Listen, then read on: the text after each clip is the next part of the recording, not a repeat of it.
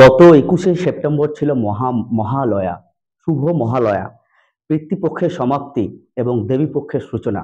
বীরেন্দ্র কৃষ্ণ ভদ্রের যে চণ্ডীপাঠ, সেই চণ্ডীপাঠের মাধ্যম দিয়ে শুরু হয়ে গিয়েছিল দেবী পক্ষের আহ্বান বলুন, আহ্বান বলুন ইয়া আগমন, মানে আগমনী বার্তা।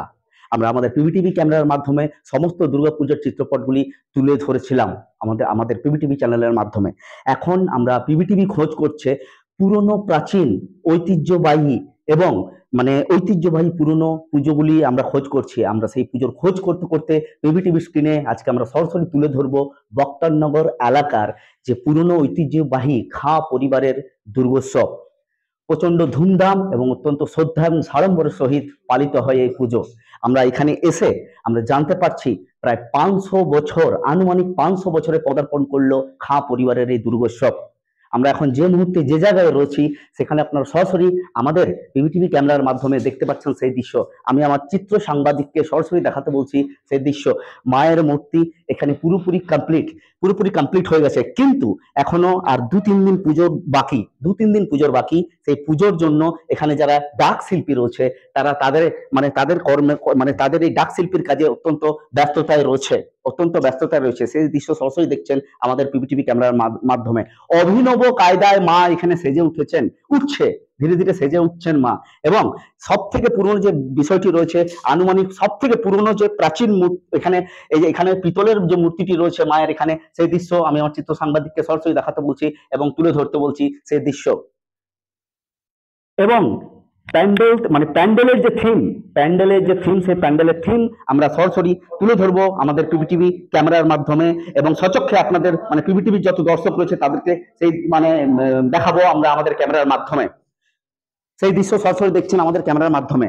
শরতের আকাশের মেঘ এবং কাশফুলের দোলায় যে পবিত্র মুহূর্ত এবং আবহাওয়ার সৃষ্টি হচ্ছে মা দেবী পক্ষের আগমনে পুরো পুরো পশ্চিমবঙ্গ কি পুরো ভারতবর্ষ মেতে উঠেছে শারদীয়া উৎসবে। সরাসরি দেখছেন আমাদের পিবিটিভি ক্যামেরার মাধ্যমে। ভেতরের বাইরের কাজ, বাইরের যে পুরোপুরি নিপুণ দক্ষতার সহিত শিল্পীরা যে কাজ করে ভেতর থেকে বাইরে থেকে ভেতর পর্যন্ত যে নৈপুণ্যতা দেখিয়েছে তা হচ্ছে রামের স্মরণের থিম তুলে ধরেছে। এবং আমরা এখন রয়েছি দেবী মা দুর্গার খাঁ পরিবারের যে মূর্তি রয়েছে তার বাইরে, এবং প্রিমিসেসের এখান থেকে আমরা দেখাচ্ছি ভেতরের যে ইন্টেরিয়র ডেকোরেশন, সেটা হচ্ছে রাজস্থানের যে রাজবাড়ির দৃশ্য, স্থাপত্য ভাস্কর্য যে নিদর্শন, সেই নিদর্শনকে ভালোভাবে তুলে ধরা হয়েছে। এবং তার সাথে রয়েছে দশম মহাবিদ্যার পালা। দেখুন, রানীগঞ্জ খনি শহর, কলাঞ্চল শহর, তার থেকে কিছু কয়েক কিলোমিটার দূরে বক্তারনগর গ্রাম, যেটি গ্রামীণ এলাকায় পড়ছে, সেখানে কি সুন্দর দৃশ্য। এখানে আজকে যে দায়িত্ব পেয়েছেন তার সেই মানুষটির নাম হচ্ছে অত্যন্ত স্নেহের মানুষ এবং যাকে সমাজসেবী বলা যেতে পারে। তিনি তার দায়িত্বভার খাঁ পরিবারের 2025-এর দুর্গাপূজায় কিভাবে তিনি এই থিমকে অত্যন্ত নিপুণতার সাথে তুলে ধরেছে।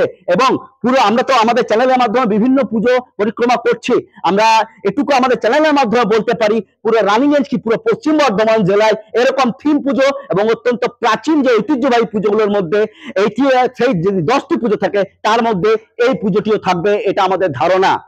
আরো বিস্তারিত জানতে আমরা সেই সমাজসেবী এবং শ্রদ্ধেয় কাছের মানুষটির সাথে কথা বলে নেব, যার নাম হচ্ছে জয়দেব খাঁ মহাশয়। আসুন দেখে নিচ্ছি এই পুজোর বাজেট কি এবং সাংস্কৃতিক কি কার্যক্রম রয়েছে পুজো 4 দিনকে ঘিরে।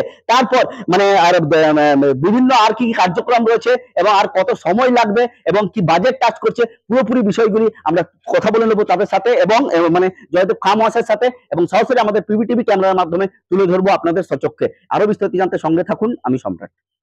रानीगंज के बख्तारनगर इलाके में खां परिवार की ओर से इस साल भी भव्य दुर्गा पूजा का आयोजन किया जा रहा है। बता दें कि इस बार पंडाल की थीम रामेश्वरम मंदिर के मुख्य द्वार पर आधारित है, जहां 12 ज्योतिर्लिंगों का भी प्रदर्शन किया गया है। साथ ही पंडाल के अंदर मां दुर्गा के 10 महाविद्या दर्शाए गए हैं और इसका निर्माण राजस्थानी निर्माण पद्धति की तर्ज पर किया गया है। वहीं मां दुर्गा की प्रतिमा कुमारटोली के कारीगरों ने तैयार की है, जबकि सजावट कृष्णा नगर के कलाकारों ने की। आपको बता दें कि यह पूजा खां परिवार द्वारा लगभग 500 वर्षों से लगातार आयोजित की जा रही है और हर साल की तरह इस साल भी यात्रा पाला का आयोजन होगा। विशेष बात तो ये है कि इस साल पहली बार रामलीला का मंचन और रावण दहन भी किया जाएगा। ऐसा देखा गया है कि इस पूजा में रानीगंज, बख्तार नगर, मदनपुर सहित आसपास के विभिन्न इलाकों से श्रद्धालु बड़ी संख्या में आते हैं, लेकिन इस बार विशेष रूप से वाराणसी से गंगा आरती करने वाले पंडित यहां आएंगे और मां दुर्गा की आरती करेंगे। इस संबंध में खां परिवार के जयदेव खां ने जानकारी देते हुए अपनी बातें रखी। पहले हम लोग सब आदमी को दुर्गा पूजा का शारदीय शुभेच्छा और भालोबासा देता है। और हमारे পুজো থিম আপনার রামেশ্বরমের গেট, ভিতরে প্রবেশ করার সময় রামেশ্বরমের গেট থাকবে আর দ্বাদশ জ্যোতির্লিঙ্গের চিত্র দেওয়া থাকবে। তারপর ভিতরে যে মা দুর্গার মণ্ডপের মানে মণ্ডপের ভিতরে যেটা আছে সেটা হলো দশমহাবিদ্যা, মা দুর্গার 10 রূপ সব জায়গায় মানে মূর্তি বসানো আছে। রাজস্থানের রাজবাড়ির আদলে বানানো হয়েছে।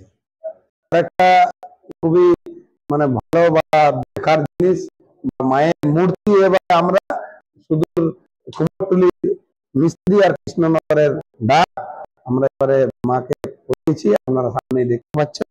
হ্যাঁ, ये बाकी तो हम पूरा फैमिली मिलकर करते हैं ना। ये अलग से ये 500 साल से है, 500 साल पार हो गया है। हमको फीलिंग लग रहा है कि हम अपना पिताजी सोमनाथ खां का जो पाला है, हम लोग बच्चा से 44 साल में उम्र हो गया है। इतना दिन से प्रतीक्षा कर रहा था कि हम लोग पाला आएगा आएगा आएगा, तो 2025 में पाला आ गया। तो इसलिए 2025 में हमको तो पूरा मतलब आप बता नहीं सकते, ये रोआ मेरा खड़ा हो जा रहा है कि माँ का आगमन हो रहा है। इतना उत्सुक है कि कब माँ मतलब मंदिर में आ जाए और पूजा स्टार्ट हो जाए। ये पूरा सबको लेके सबका पूरा रानीगंज, बख्तार नगर, पलासपुर, मदनपुर पूरा आदमी को लेके एंजॉय करने खोज रहा है इस बार।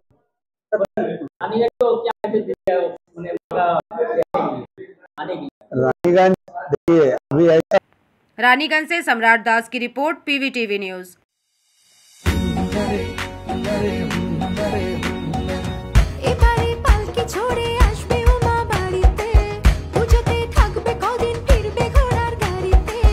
বাজা বাজা ঢাক বাজা, প্যান্ডেলে আলো সাজা, এসেছে সময় এবার জমিয়ে নাচা। পুজোতে শপিং মানে কসমো বাজার, প্যান্ডেলে হপিং মানে কসমো বাজার। কসমো বাজার, পুজো শপিং টু প্যান্ডেল হপিং, সঙ্গে রয়েছে দারুণ আকর্ষণীয় উপহার।